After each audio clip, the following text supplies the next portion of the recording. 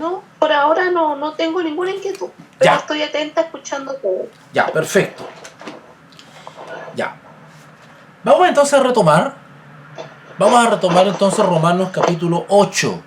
Romanos capítulo 8. En el versículo 28. ¿Ok? Muy buena en silencio. Ahí sí. Ya. Romanos capítulo 8, versículo 28. Después de haber leído una serie de cosas increíbles, como por ejemplo lo que está en el versículo 13, si ustedes van a Romanos 8:13, se van a encontrar con un versículo increíble, y que esto va a reforzar lo que preguntaba César, ¿verdad? Dice así el 13, Romanos 8:13: porque si vivís conforme a la carne, cuando esta expresión conforme a la carne quiere decir que vivimos cotidianamente satisfaciendo o cediendo constantemente a mis propios deseos, ¿vale? Y que esos deseos no están conforme a lo que Dios quiere de nosotros, sino que son deseos que se llaman deseos egoístas. ¿Por qué se llaman deseos egoístas? Porque son deseos que contribuyen solamente a provocarnos placer. Y no necesariamente esos deseos que nos provocan placer o satisfacción están de acuerdo con la voluntad de Dios, son para nuestro bien, ¿cierto? Y están conforme o calzan, digamos, con lo que se denomina los frutos del Espíritu. ¿Okay? Así que cuando hablamos de conforme a la carne, es simplemente, se puede entender aquellos que están sin Cristo y hacen lo que se les da la gana, o aquellos que son creyentes y sin embargo continúan satisfaciendo o dando rienda suelta a ciertos aspectos de la carne, ¿vale? Eso es conforme a la carne, es decir, según los dictados de la carne, según los deseos de la carne, ¿eh? O según las inclinaciones. Vimos también en otro texto que se hablaba de los designios de la carne. ¿Se acuerdan que hablamos en el versículo 7? Que decía, por cuanto los designios. Los designios quiere decir las tendencias, los gustos, la voluntad de la carne. Esos son los designios de la carne. Son enemistad contra Dios. ¿Ok? Ok. Bueno, vimos ese texto clave en este versículo. Vimos el versículo 1 también. Si ustedes se fijan en Romanos 8.1, estoy haciendo una especie de repaso. En Romanos 8.1 dijimos algo que también es clave. Ahora pues ninguna condenación hay para los que están en Cristo Jesús. ¿Se acuerdan que hablamos sobre el discernir los espíritus, si son de Dios o no? ¿Cómo discernir el espíritu, si son de Dios o no? ¿Qué quiere decir eso de discernir espíritu? Discernir espíritu simplemente quiere decir reconocer, mediante la escritura, reconocer quién está en el espíritu y quién está en la carne. Los que están en el Espíritu quiere decir que son moradas del Espíritu Santo. Están siendo influenciados por el Espíritu Santo. Hablan bajo la guía del Espíritu Santo. En otras palabras, hablan conforme a las palabras de Dios. Esos son los que están en el Espíritu. ¿Vale? Ahora, hay muchas señales más para reconocer a quién está en el Espíritu. Esta es una sola. ¿Okay? El que está en el Espíritu habla, se expresa, ¿verdad? Según las enseñanzas que el Espíritu inspiró en los santos profetas y apóstoles que escribieron la Escritura. Eso está en el Espíritu, es decir, todo lo que yo pienso o digo está en conformidad con lo que el Espíritu Santo ha inspirado. No hay contradicción entre las enseñanzas de la Escritura y lo que yo enseño o digo, ¿vale?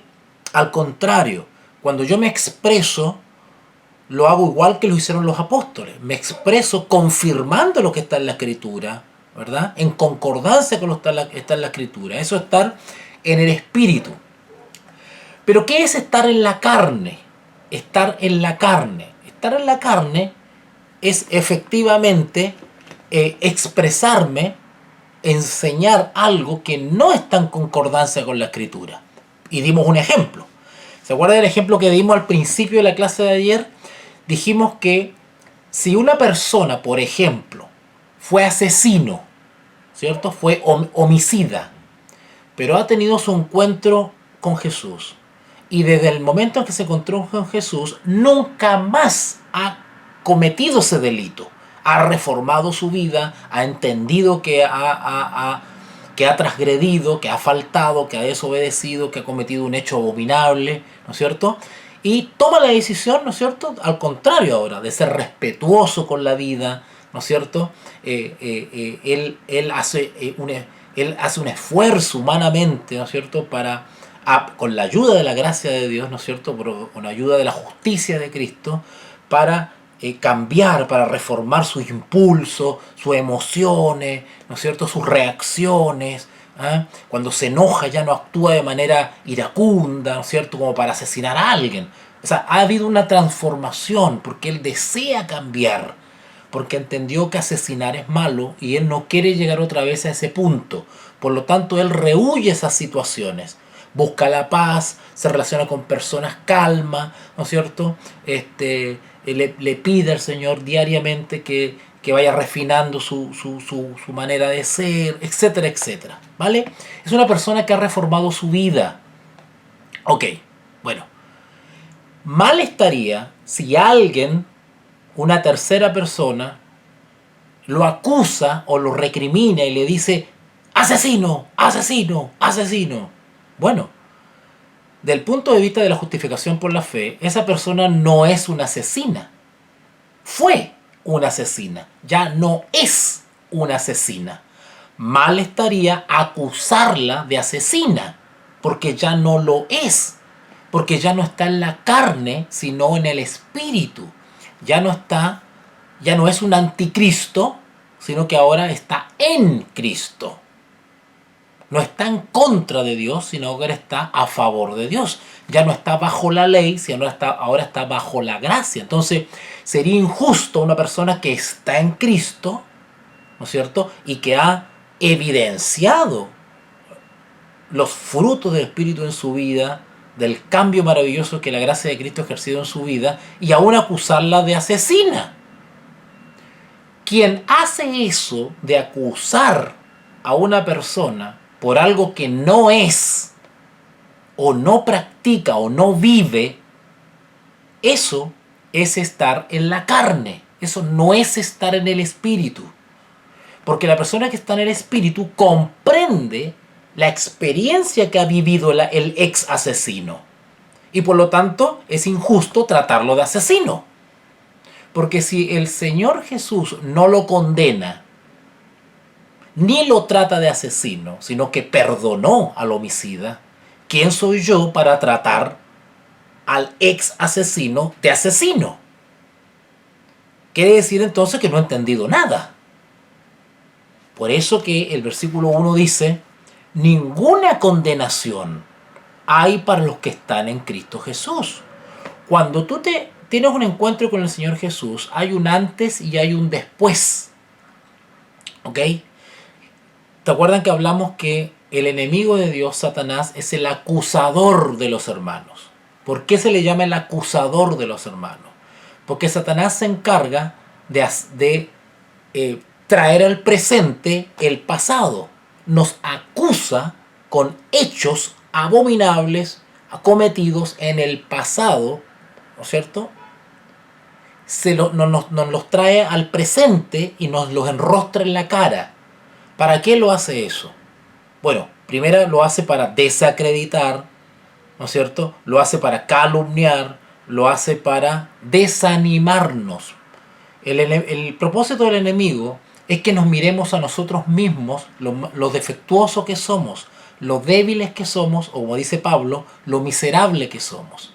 Cuando nosotros estamos constantemente mirando a nosotros mismos, lo débiles que somos, lo impotente que somos, lo miserable que somos, cuando estamos constantemente reprochándonos y mirándonos a nosotros mismos, le estamos siguiendo el juego al diablo, al enemigo de Dios. Porque él quiere que nos desanimemos, que lleguemos a la conclusión que no somos capaces, que no podemos. ¿Ok? Pero la justificación nos enseña a no mirarnos a nosotros, sino mirar a la serpiente en el desierto. ¿Se acuerdan lo que pasó con Moisés? Cuando se estaban todos muriendo y Moisés levanta una serpiente de metal, ¿no es cierto?, símbolo de Cristo, y le dicen, miren la serpiente, y todo aquel que mirara a la serpiente sería sano. ¿Ok? Nosotros tenemos que fijar la mirada en la cruz del Calvario. Tenemos que fijar la mirada en el que es perfecto. Tenemos que fijar la mirada en aquel que tiene todo el poder para sacarnos del pozo cenagoso y ponernos en piedra segura, en roca segura. ¿Vale? Si nos estamos muriendo de sed, tenemos que mirar al único que puede darnos agua para darnos vida. Si estamos desfalleciendo y nos estamos realmente hundiendo en la desesperación, tenemos que mirar a aquel que es el único que nos puede sacar del pozo de la desesperación. Una vez le hablé a ustedes sobre el tema de los suicidios, por ejemplo. El tema de los suicidios tiene que ver con un tema, generalmente la persona que tiene una idea de autodañarse, ¿no es cierto?, de quitarse la vida, es una persona que mira a su alrededor, ¿no es cierto?, y está constantemente reprochándose a sí misma. Constantemente está reprochándose a sí misma, ¿no es cierto?, porque ve que lo que la rodea, lo que lo rodea, lo está aplastando, lo está agobiando, que es más grande que él o ella. Y esa persona, ¿verdad?, ve en ella la solución al problema. Si ella no existiese o él no existiese, se acabaría el problema. Es una manera de encontrar paz también, tranquilidad, de poder desconectarse. Bueno, muchos que están pasando por esa situación de depresión, de desánimo, en gran parte se están mirando ellos mismos, que son impotentes, que no pueden, ¿verdad? Eso es absolutamente contrario a la justificación por la fe. Totalmente contrario, porque la justificación por la fe quita la mirada de nosotros mismos y nos induce a mirar a Cristo. Por ejemplo, la ley. La ley tiene como propósito mostrarnos nuestra situación. ¿Qué hacemos cuando nos enfrentamos a la ley? Nos miramos nosotros mismos. La ley lo que hace es inducirnos a que nos miremos nosotros mismos, nuestra propia condición, que nos reconozcamos a nosotros mismos. Si solamente existiese la ley y no existiese el Señor Jesús, lo más probable es que todos los que se enfrentan a la ley terminen suicidados. O tengan que recibir en ese mismo momento un rayo para ser destruido. Porque es lo que exige la ley, la muerte del transgresor. Pero ¿cuál es lo hermoso de todo esto? En que si bien la ley nos muestra nuestra condición, no estamos en desesperación, no estamos en impotencia. La ley es nuestro ayo para llevarnos a Cristo. En Jesús nosotros obtenemos liberación del peso que nos agobia, del peso del pecado, del peso de estar consciente de la condición que tenemos. El Señor Jesús lo que hace es tomar la mochila de la conciencia por las cosas malas que hemos hecho, toma la mochila de la conciencia de todos los pecadillos, de todas las cosas que nos dan vergüenza, las cosas que hoy en día no haríamos de nuevo, cosas malas que hemos hecho. Él toma esa mochila que nos pesa la conciencia y nos la quita. Nos la quita. ¿Y qué hace con esa mochila? La lanza al fondo del mar. Eso es lo que hace. Y nos hace sentir más liviano, libre de ese peso. Libre de ese peso. Bueno, la persona que se autodestruye o atenta contra su vida, no ve esa solución. Carga con esa mochila. Y llega un momento que esa mochila ya no se la puede. Y la única manera de no sentir más dolor ni más cansancio por esa mochila es simplemente buscando el descanso, buscando dormir. Y por eso ocurren las personas, ¿cierto?, que se suicidan. Bueno, el Señor Jesús toma esa mochila, esa angustia, la toma y la lanza al mar. ¿Ok? Y cuando nosotros creemos de todo corazón, cuando conversamos con el Señor Jesús, ya sea orando o dialogando, conversamos con Él, ¿qué tenemos que hacer? Tenemos que ofrecerle esa carga, esa angustia, entregársela. Te la entrego. Y se hace por la fe. Yo confío, una vez que termino de orar o termino el diálogo, yo confío en que esa mochila ya no la tengo, se la he entregado a Él. Sí, seguro, voy a sentir todavía los efectos de esa mochila, pero ya tengo compañía, tengo a alguien que me ayuda, tengo a alguien que se está encargando de esa mochila y yo tengo que confiar en eso. Eso es confiar en la justicia de Cristo. Eso es estar en Cristo. Estar en Cristo significa no estar solo. Estar en Cristo significa estar constantemente acompañado. Por eso se dice en Cristo. Es como estar acompañado con alguien. Claro, no estamos en persona con Él, pero tenemos un representante invisible que nos acompaña. ¿Ok? Vimos también un versículo maravilloso en Romanos 8, 26. Romanos 8, 26. Y de igual manera el Espíritu y de igual manera el Espíritu nos ayuda en nuestra debilidad. ¿Notaron? No estamos solos. No estamos solos. El Espíritu Santo, invisible, pero real, nos acompaña. Y el Espíritu Santo a nosotros nos toca y nos inspira a pedir lo que conviene. Versículo 26. Y de igual manera el Espíritu nos ayuda en nuestra debilidad, pues que hemos de pedir como conviene, no lo sabemos, pero el Espíritu mismo intercede por nosotros con gemidos indecibles. Ayer explicamos esto y dijimos que la tendencia natural es estar pidiendo cosas que no convienen, incluso cosas que creemos que son convenientes. Por ejemplo, Señor, dame salud, ¿no es cierto? Es algo absolutamente lógico. Decimos, bueno, no estamos pidiendo cosas materiales, no estamos pidiendo una casa, un automóvil, no, estamos pidiendo por nuestra salud. ¿Saben ustedes que hay algo mucho mejor y que es principal que pedir a Dios antes que la misma salud? ¿Saben ustedes eso? Ustedes consideran que la salud es algo importante. En vez de estar pidiendo ganarme la lotería, mejor pido por mi salud.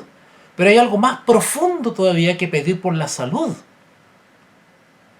Cuando habla en este texto, en el 26, que el Espíritu nos ayuda en la debilidad, se está refiriendo a que el Espíritu Santo lo que quiere es que nosotros invoquemos al Señor para lo que realmente conviene. Y lo demás vendrá por añadidura. ¿Qué es lo que realmente conviene? Yo les voy a decir ahora lo que les dije ayer. Cuando oremos o conversemos con el Señor, lo primero que tenemos que pedir cuando vamos a pedir algo es: Señor, bríndame tu gracia para no caer. Bríndame tu gracia para vencer la tentación. Tú sabes que esto, o tal persona, o tal cual persona, para mí es una tentación. Ayúdame a sobrellevar esa situación sin ofenderte. Eso es lo que realmente tenemos que pedir primero, antes de pedir por la salud, por el familiar, ¿no es cierto? Cosas que son bonitas y son nobles. Nadie dice lo contrario, ¿vale? Pero, ¿qué es lo que realmente conviene? Desde el punto de vista de la justificación por la fe, cuando pedimos, lo que tenemos que pedir es vencer. Gracia para mantenernos sin caída, ¿vale? Venciendo. Es lo primero que tenemos que pedir, ¿ok? Acuérdense que si se corta, entramos otra vez por el link, ¿vale? Ok. Ahora el versículo 28, ya entramos en terreno. Hoy día vamos a ver Romanos 8 del 28 al 39, ¿ok? Del 28 al 39. Romanos 8, 28, ustedes se fijan en el título, dice más que vencedores, más que vencedores. Ya Pablo en el capítulo 8 nos ha dado la clave para mantenernos sin caída, para vencer, para estar en Cristo. ¿Y cuál es la clave en definitiva? ¿Cuál es la clave? Bueno, no proveer para los deseos de la carne, ¿verdad? O como dice ahí la Reina Valera, no andar en los designios de la carne, sino que escoger voluntariamente vivir en Cristo, obedeciendo a Cristo, haciendo la voluntad de Cristo. Quien está en esa situación está en el Espíritu. Y ahí se habla de la diferencia entre estar en el Espíritu y estar en la carne. La clave para vencer es estar en el Espíritu. ¿Ok? Ahora, otra cosa. Cuando hablamos de estar en el Espíritu, algunas personas creen que tenemos que sentir algo, así como para tener evidencia que estamos en el Espíritu, ¿cierto?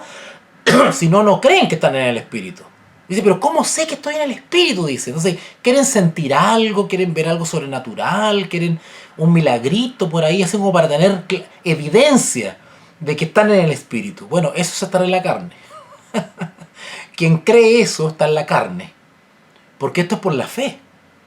O sea, yo no camino creyendo en Cristo o confiando en Cristo en base a señales, en base a sensaciones, en base a evidencias que me prueben que estoy en Cristo. No, yo simplemente lo creo. Y no necesito demostraciones, no necesito manifestaciones. No necesariamente tiene que haber todos los días un milagro en mi vida. No solamente me tengo que estar encontrando, no necesariamente me tengo que estar topando con eventos sobrenaturales, cosas extrañas. No, yo tengo que vivir mi vida normalmente, cotidianamente, confiando. Estoy lavando los platos, estoy limpiando la casa, estoy por algún centro comercial, estoy sobre un bus, estoy sobre un automóvil, estoy conversando con amigos y yo en mi interior tengo la confianza de que no estoy solo. Hay alguien invisible llamado Espíritu Santo que me acompaña, que me ayuda. ¿Ok? Ok, bueno, una vez teniendo esa clave, el apóstol Pablo no solamente se conforma con decir que tenemos que mantenernos en victoria o ser vencedores. El apóstol Pablo nos dice que tenemos que ser más que vencedores. ¿Cómo es eso? ¿Cómo es eso de ser más que vencedor? O sea, no basta con vencer. Acuérdense Santiago capítulo 1 cuando dijimos bienaventurado el varón que soporta la tentación, ¿no es cierto? El que soporta la tentación y no cede, ese es un vencedor.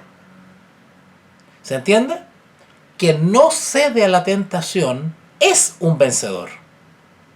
Pero es un vencedor en ese momento.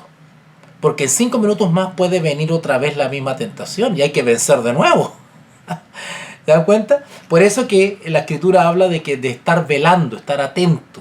Porque el diablo anda como león rugiente, dice. No nos confiemos si vencemos una vez. Porque hay que vencer todos los días y a cada momento. ¿Vale? La tentación es algo que nos busca sorprender. Hay tentaciones que son premeditadas. Hay otras que son sorpresivas. Y tenemos que estar atentos. ¿Ok? El 28 dice, y sabemos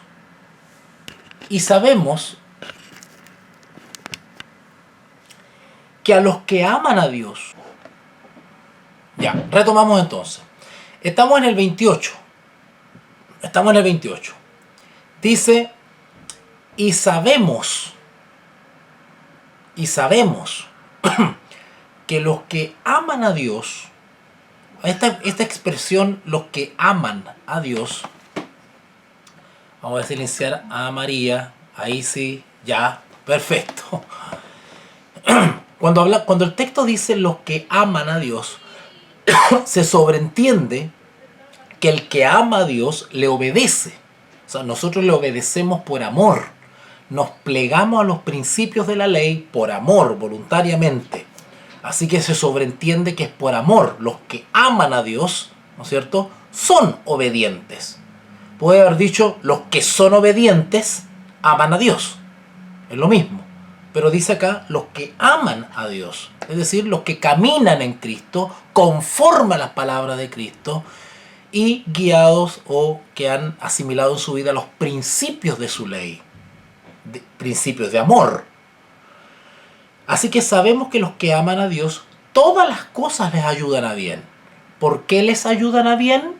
Porque lo contrario sería la muerte, ¿cierto? Lo contrario sería la muerte. Sin embargo, los que están en Cristo y siguiendo los principios de la ley van a vida, ¿ok? Muerte, vida. Así que los que aman a Dios, el resultado de caminar en obediencia, en temor a Dios, en Cristo, es que nos vaya bien, ¿vale? Porque nos guiamos o nos plegamos a principios que están diseñados para que nos vaya bien. Los principios de la ley de Dios han sido pensados para que nos vaya bien, ¿ok? Y sabemos que los que aman a Dios, todas las cosas les ayudan a bien. Cuando dice todas las cosas ayudan a bien, se está refiriendo no necesariamente a las cosas que efectivamente hacemos, concretamos en el momento, sino que de una manera sobrenatural, providencial, todo lo que nos rodea puede significar para beneficio de nosotros. ¿Ok? No sé si a ustedes les ha pasado, pero a veces las cosas coinciden, a veces justo las cosas calzan, a veces justo llegamos a tiempo, a veces justo logramos una opción, a veces justo logramos un cupo. Las cosas se van acomodando, la providencia de Dios va allanándonos el camino, nos va bien, logramos las metas, logramos el éxito, encontramos que Dios nos ha bendecido con una familia, que hemos gozado de salud, en fin, uno de manera extraña se va dando cuenta que la mano de Dios está en nuestra vida y en nuestra familia. Todas las cosas nos ayudan para bien. A veces se corta la luz, se corta el agua, ocurre un accidente por allá lejos, nos enteramos de una mala noticia, pero las cosas se dan vuelta y resultan para beneficio de nosotros. A veces hay cosas que no comprendemos, el despido de un trabajo, cosas imprevistas, y nosotros nos enojamos a veces y no sabemos si es parte de la voluntad de Dios para que nos vaya bien. ¿Okay? Cuando todas las cosas nos ayudan a bien, cuando le entregamos todas las cosas a Dios para que Él allane el camino, que Él se encargue. Es común en nosotros que cuando oremos digamos hágase tu voluntad. El hágase tu voluntad dice relación con eso, que nosotros no nos preocupamos en desmedida sobre las circunstancias que nos rodean, que Dios se encargue. Porque puede ser que lo que nosotros vemos muy oscuro realmente tenga un propósito y termine para bien nuestro y no sea tan oscuro. Entonces, cuidado con eso, no anticiparnos a las situaciones, sino que dejemos todo en las manos de Dios. De ahí el texto, y sabemos que a los que le aman, todas las cosas le ayudan a bien. Esto es, a lo que conforme a su propósito son llamados. Bueno, yo no voy a profundizar en eso sobre el llamado ahora, pero la Escritura nos enseña que los llamados han sido llamados para santificación. Hay varios textos en la Escritura que nos señalan eso. ¿Para qué somos llamados? Somos llamados a santificación. Bueno, la Escritura nos enseña que somos llamados para muchas cosas, pero una de las cosas en relación con la justificación por la fe es que nosotros somos llamados para santificación. ¿Por qué? Porque mediante la santificación somos luz del mundo, porque eso marca una diferencia con el resto que vive de manera imprudente, impía y rebelde. Nosotros marcamos una diferencia. Entonces somos llamados a santificación. ¿Qué implica también ese llamado a la santificación? A ser un pueblo distinto, ¿verdad? Ustedes conocen esos textos, no vamos a ir para allá ahora. Puro, santo, ¿no es cierto? Apartado, ¿verdad? Para eso somos llamados, para hacer luz, para marcar la diferencia. Así que todas las cosas ayudan a bien, pero ojo, ojo. Acá dice, a los que conforme, es decir, a los que se adecúan, los que son idóneos, conforme al propósito. ¿Vale? No espere que todo salga bien si al mismo tiempo que profesamos creer en Dios, somos fornicarios. ¿No es cierto? Visitamos prostitutas. Estamos en la droga. Y estamos cometiendo hechos abominables.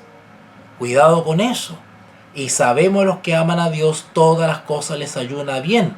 Esto es, a los que conforme a su propósito son llamados.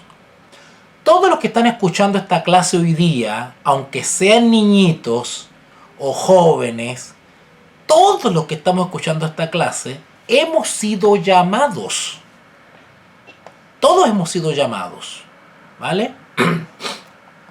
Versículo 29. Porque a los que antes conoció, también los predestinó para que fuesen hechos conforme a la imagen de su Hijo, para que Él sea el primogénito entre muchos hermanos. Voy a explicar esto. Vamos de a poquito. Porque a los que antes conoció, también los predestinó para que fuesen hechos conforme a la imagen de Dios. ¿A quiénes antes conoció? ¿A quiénes antes conoció? ¿A qué se refiere con eso? ¿A quién se le ocurre qué puede significar eso? Porque a los que antes conoció, también los predestinó. Esa palabra está mencionada unas 4 veces en el Nuevo Testamento, la palabra predestinó, predestinar. Porque a los que antes conoció, también los predestinó. Bueno, cuando hablamos, lo voy a hacer breve nomás. Cuando hablamos de predestinar, o lo predestinó, es un prefijo, quiere decir que está antes, ¿no es cierto? Antes, ¿ok? Predestinó, destino, predestino. La Escritura, cuando habla de predestinar o predestinó, está hablando simplemente que nosotros somos los predestinados. Somos predestinados ¿para qué? Para salvación. Nosotros hemos sido creados para salvación. ¿Qué fue pre? ¿Qué se preparó antes para salvación? ¿Qué cosa se preparó antes? ¿Por qué predestinación? Que hemos sido destinados para algo. Bueno, si ustedes se fijan en el versículo 28, dice que sí fuimos llamados. Noten, dice conforme al propósito. Dice, son llamados. ¿Cuál propósito? Lo dijimos recién. A santificación. Ese es el propósito. Para eso hemos sido llamados. Hay un propósito. El propósito de la deidad, ¿verdad?, eterna, al crear al ser humano, es que nosotros fuésemos sus criaturas, que nosotros le rindiésemos gloria por medio de nuestra obediencia y lealtad, cosa que no resultó. ¿Vale? Sin embargo, desde tiempos eternos hacia atrás, podríamos decirlo así, siempre estuvo presente la posibilidad, ¿no es cierto?, de un rescate, de una salvación. Ojalá nunca se hubiese echado a andar ese plan de salvación, porque el propósito era otro, ¿verdad? El propósito era otro, que sus criaturas vivieran para dar gloria a Dios. Sin embargo, no fue así, ¿ok? No fue así. El propósito era que nosotros viviésemos siempre en vida eterna, siempre viviésemos en gloria. Ese fue el propósito. Sin embargo, se tuvo que echar a andar el plan de salvación para poder cumplir el propósito. ¿Ok? Porque a los que antes conoció, también los predestinó, nos señaló, nos determinó para ser salvos. ¿Ok? Para que fuesen hechos conforme a la imagen de su Hijo. El Señor Jesús vino a esta tierra, caminó entre nosotros para rescatarnos, ¿ok? Para guiarnos hacia la restauración. Es decir, por la fe en su nombre podemos volver a ser restaurados a la condición de Adán y Eva antes de la caída. ¿Vale? ¿Qué significa el ser restaurado a la condición de Adán y Eva antes de la caída? Significa recobrar la imagen de Dios, restaurar la imagen de Dios que cayó con la desobediencia, con la transgresión.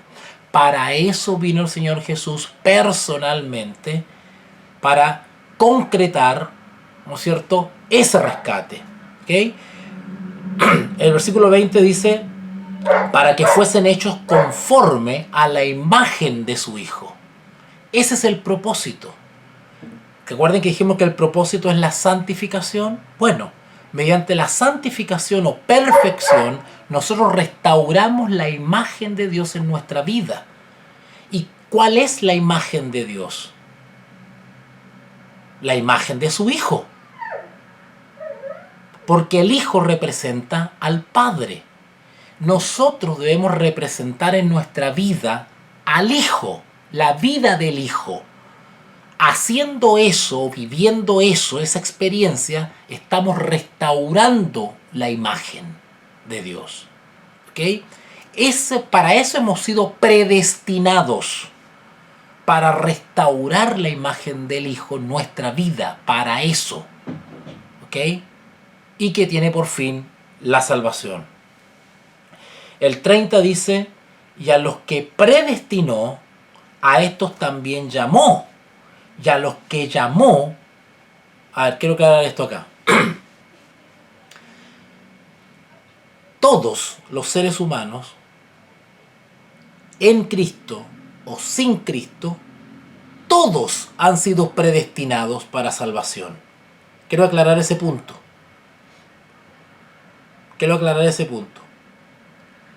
Todos los seres humanos desde Adán hasta ahora, todos, en Cristo o sin Cristo, toda la raza humana ha sido predestinada para salvación.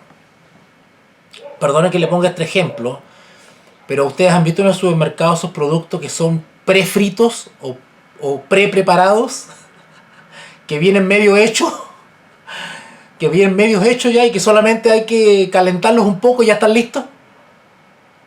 No sé, precocidos, ¿eh? Los alimentos precocidos, ¿verdad? No están cocidos, pero están destinados a ser cocidos, ¿vale? No son ni fu ni fa, solamente les falta el empujoncito para ser cocidos, ¿vale? Perdón que ponga ese ejemplo tan burdo, pero todos los seres humanos son una especie de precocidos. Estamos destinados a salvación. Pero ¿quién decide ser definitivamente cocido, por decirlo así? Creo que no fue el mejor ejemplo, pero yo creo que ustedes me entienden, ¿no es cierto? Ustedes me entienden. Todos nosotros, aunque no estés en Cristo, aunque seas un rebelde, aunque no te interesen las cosas de Dios, ¿vale?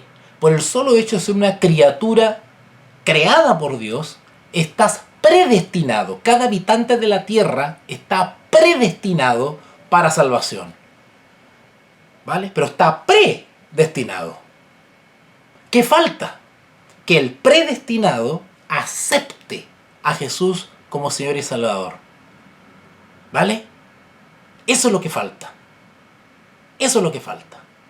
Porque Él espera que el predestinado, es decir, que el que tiene la posibilidad de la salvación, todos tenemos la puerta abierta para la salvación, pero tenemos que dar el último paso, que es aceptar a Jesús como Señor y Salvador, ¿vale?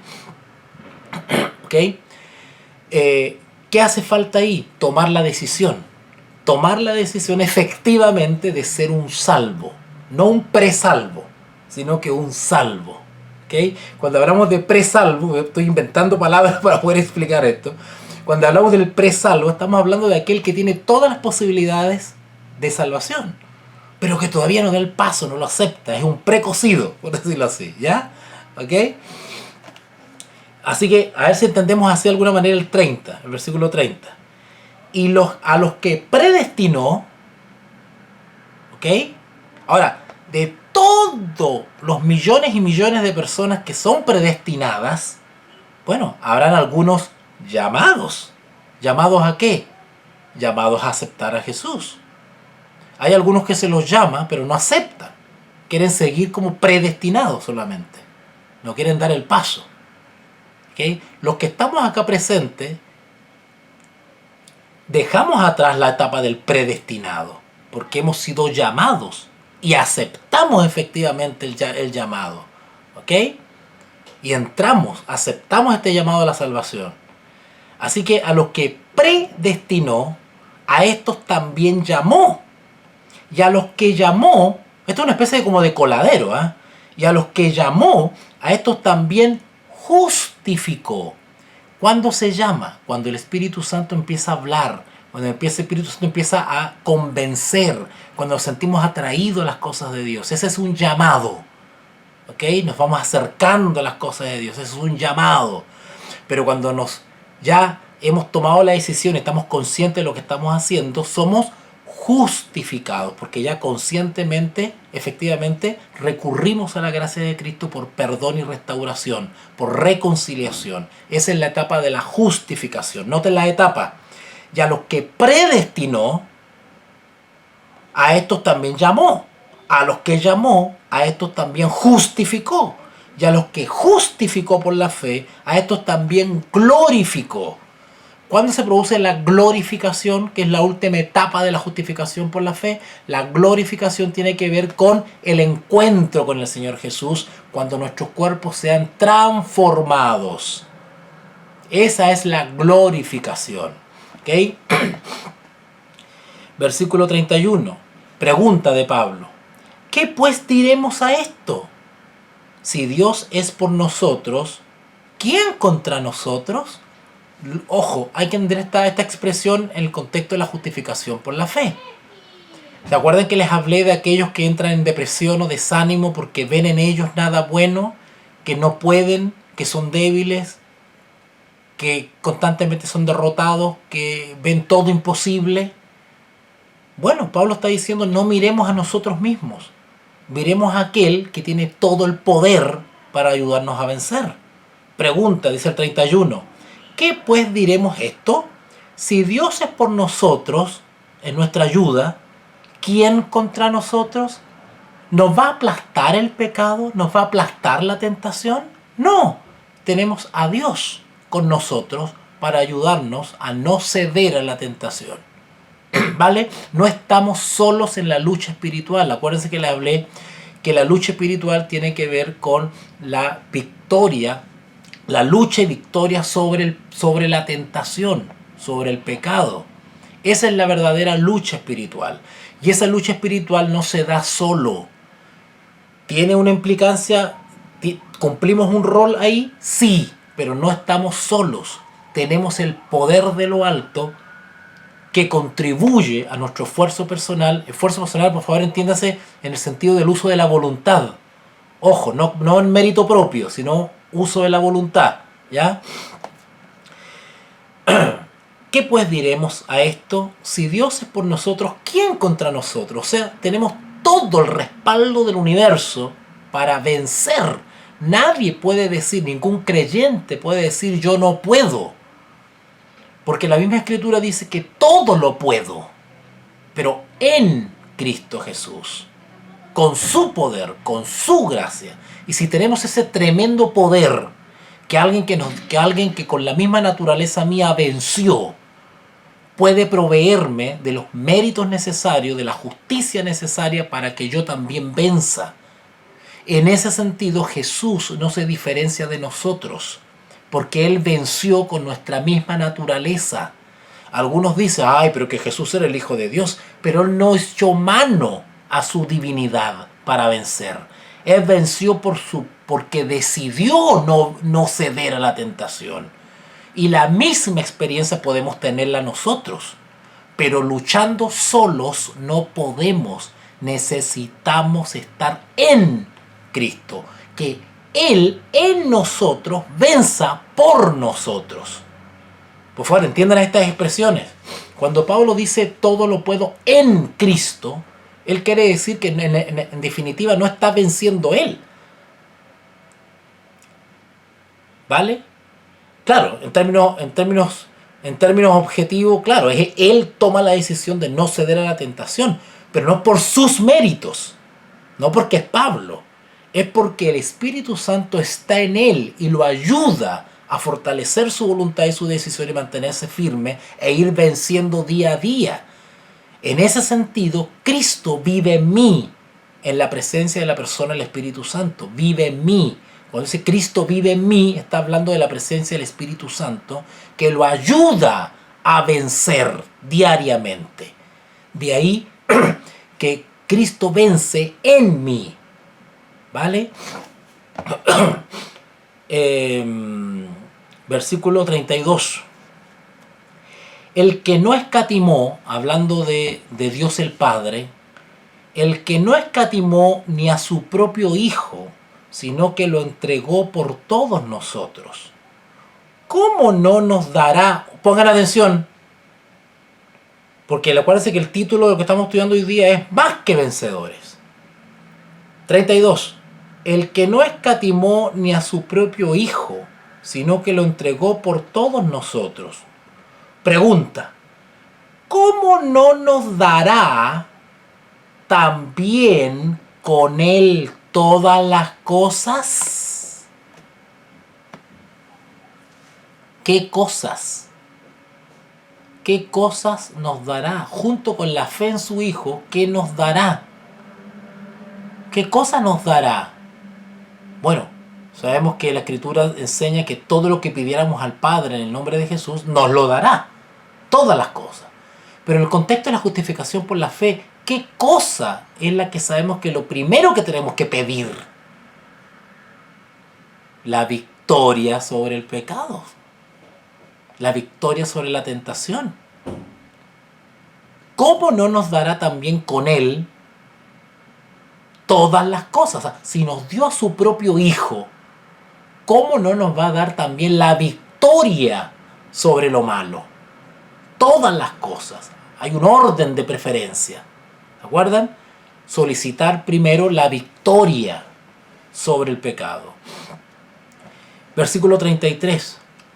Y este versículo se une al versículo 1 del capítulo 8. El 33 es clave. Pregunta. ¿Quién acusará? ¿Recuerdan el versículo 1 que decía no hay condenación? ¿Se acuerdan? Que decía no hay condenación para los que están en Cristo Jesús. Bueno, este versículo tiene que ver con lo mismo, el 33. ¿Quién acusará a los escogidos de Dios? Si estamos en Cristo, ¿por qué hay personas que nos siguen acusando? Eso demuestra que el que acusa no tiene idea de lo que es la justificación por la fe y no está en Cristo. Ese es discernimiento de espíritu. No está en Cristo. Es un anticristo. Pues si yo estoy en Cristo, la Escritura dice no hay condenación. ¿Por qué? Porque he sido perdonado, justificado. Ya no soy asesino. ¿Por qué me tratan de asesino si no soy asesino ya? Y acá el 33 dice, ¿quién acusará a los escogidos de Dios? Dios es el que justifica. Si Dios me justificó, me perdonó, ¿quién eres tú para seguir tratándome de asesino?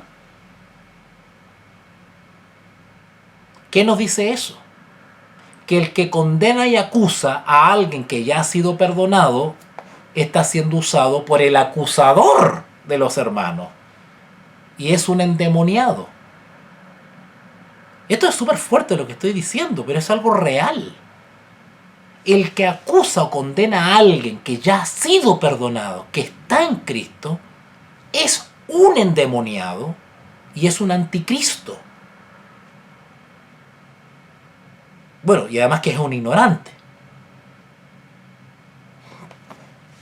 Versículo 34, otra pregunta. ¿Quién es el que condenará? Cristo es el que murió. Más aún, el que también resucitó. El que además está a la diestra de Dios. El que también intercede por nosotros. El único que puede emitir un veredicto, una sentencia, una condenación final respecto a mi situación espiritual es Dios, el Padre. Y acá el texto aclara que el que está intercediendo entre mí y el Padre es Cristo. Es Él el que murió en la cruz del Calvario. Es Él el que resucitó de los muertos y venció a la muerte. Es Él el que está en la gloria de Dios con su Padre. Simbólicamente dice ahí la diestra de Dios. Ojo con eso, ¿eh? No es que esté literalmente al lado derecho. Cuidado con eso.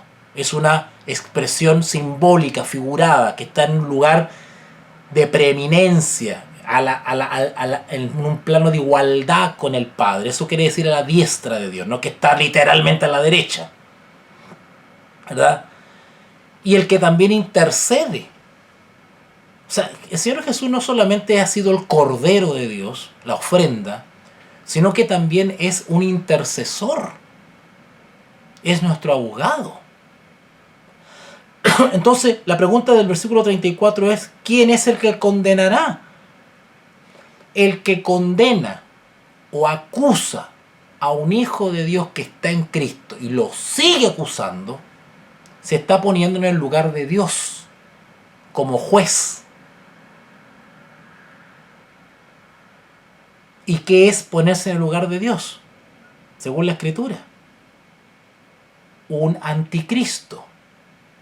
El anticristo se opone o se instala en el lugar de Dios. ¿Se dan cuenta que es grave lo que estamos diciendo? Es súper importante. Tercera pregunta de Pablo. ¿Quién nos separará del amor de Cristo? ¿Se acuerdan que les hablé que el propósito del que acusa o condena al Hijo de Dios que ya está en Cristo, que está perdonado, pero lo siguen acusando? ¿Cuál es el objetivo del diablo al hacer eso? Desanimarme, desanimarlos a ustedes. Por eso que ustedes, primero, no deben prestar oídos a los acusadores. No deben prestar oídos a los acusadores, a los calumniadores, a los difamadores, porque ustedes tienen paz para con Dios, han sido reconciliados con Dios, ustedes viven en Cristo.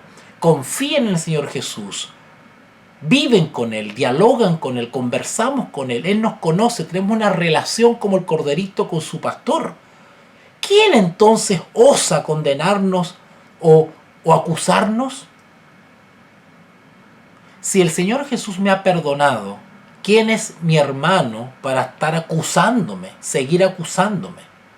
Esas personas se ponen en el lugar de Dios. ¿Cuál es el objetivo de eso? Desanimarnos. Por eso no debemos mirarnos a nosotros mismos en el sentido de buscar respuestas en nosotros mismos. De hecho, las religiones paganas, como el hinduismo, el budismo, el sintoísmo, el zoroastrismo, el espiritismo, todos otros tipos de prácticas religiosas tienden a mirar a uno mismo, tienden a hacer una introspección. Por ejemplo, la orden de los jesuitas. ¿Han escuchado todo eso ustedes sobre la orden de los jesuitas? Bueno, los jesuitas fueron fundados por Ignacio de Loyola. E Ignacio de Loyola ideó un sistema de ejercicio espiritual, los famosos ejercicios ignacianos. Son ejercicios espirituales que ellos hacen. Y los ejercicios espirituales que ellos hacen es mirarse dentro de uno. buscar dentro de uno. Todas las religiones paganas tienen esa característica que te inducen a mirar dentro de ti, ve dentro de ti, busca dentro de ti la verdad que hay dentro de ti, la luz que hay dentro de ti, el Dios interior, el Cristo interior. Llevan a mirarte a ti mismo, a mirarte a ti mismo. ¿Qué pasa cuando hacemos eso? No miramos nada bueno, ¿verdad? ¿Quién nos separará del amor de Cristo? La única manera de no desanimarnos por las acusaciones o condenación de otros es mirando a Cristo. En cierto sentido, los que nos acusan no están diciendo nada nuevo en realidad, porque nada bueno hay en nosotros. Así que nos digan mentiroso, asesino, ladrón, estafador, fornicario, que nos digan lo que quieran, porque a Jesús le hicieron lo mismo. A Jesús le dijeron cosas peores y no lo era. A Jesús le dijeron endemoniado y no lo era. Le dijeron muchas cosas, pero no lo era. Ahora, ¿Jesús se desanimó? Sí, claro que sí. Pero no se dejó derrotar, él siguió confiando en su Padre. No se miraba él mismo, miraba a su Padre, confiaba en su Padre. Lo mismo tenemos que hacer nosotros ante el desánimo, ¿vale? Ante la angustia, ante la desesperación, no nos miremos a nosotros mismos, miremos al cielo, ¿vale? ¿Quién nos separará del amor de Cristo? ¿Tribulación? ¿O angustia? ¿O persecución? ¿O hambre? ¿O desnudez? ¿O peligro? ¿O espada? Como está escrito, por causa de ti somos muertos todo el tiempo. Somos contados como ovejas de matadero. Nosotros tenemos que entender que tenemos que vivir la misma pasión de Cristo y tenemos que vencer igual que Cristo. Nos toca en mayor o menor medida, según sea la voluntad de Dios, pasar por las mismas experiencias que pasó Cristo. ¿Cristo fue calumniado? Sí. Esperemos en algún momento, si nos toca, ser calumniados. ¿Cristo fue asesinado? Sí. Esperemos, si la voluntad de Dios así lo quiere,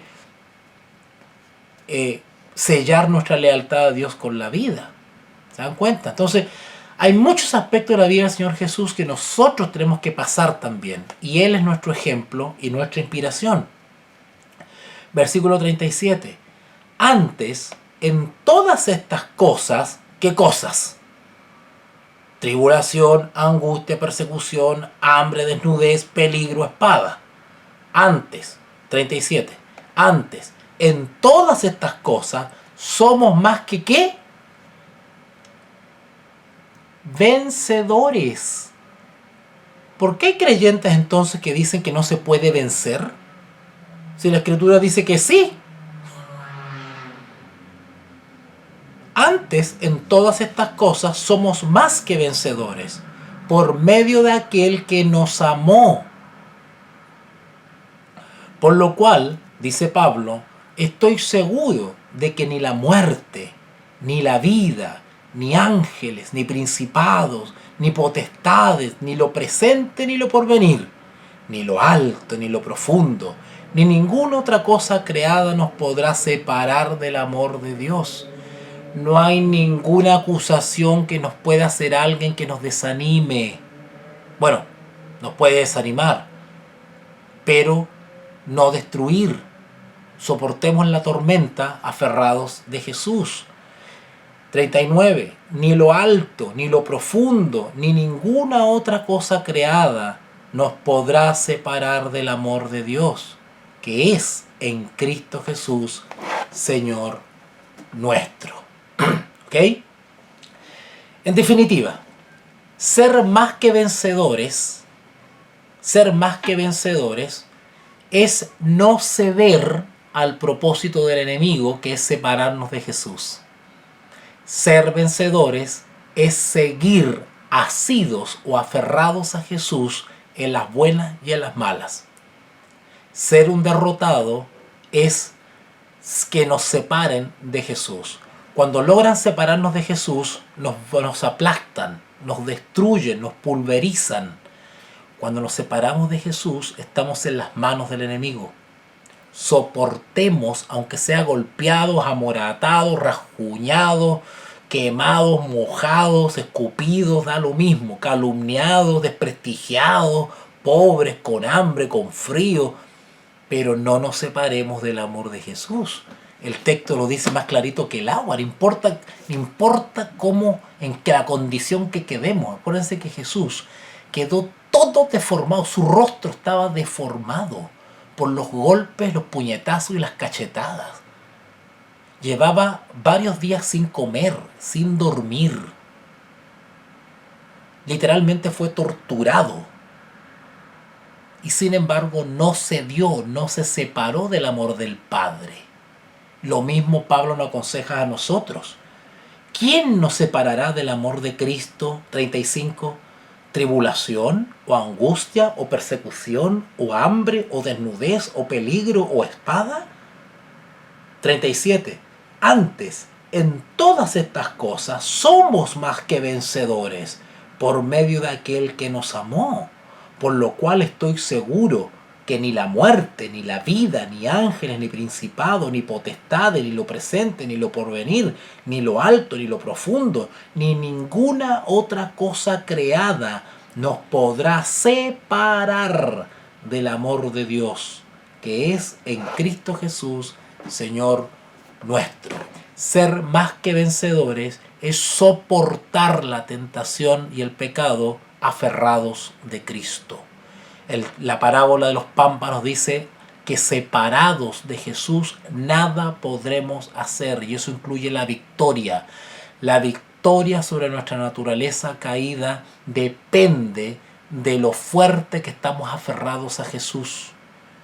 Podemos estar desanimados porque es humano, podemos estar desalentados porque es humano.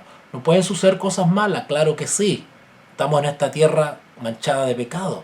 Pero no nos separemos de Jesús. Recuerden, los que confían en Dios, todas las cosas les resultan para bien. Dios es poderoso para voltear las cosas, que aparentemente estamos a punto de ahogarnos, y el Señor puede voltear las situaciones para nuestro beneficio, como resultado de nuestra confianza en Cristo, porque no nos separamos de Él. Somos, como se dice por ahí, monos porfiados, ¿no es cierto? Nos tumban, nos mueven para allá, pero no nos separamos de Jesús. ¿Ok? Bueno, se va a cortar. Vamos a dejarlo hasta acá. Avanzamos un poquitito. Yo me voy a una situación familiar que tengo, que me están apurando. Son unos pesados acá.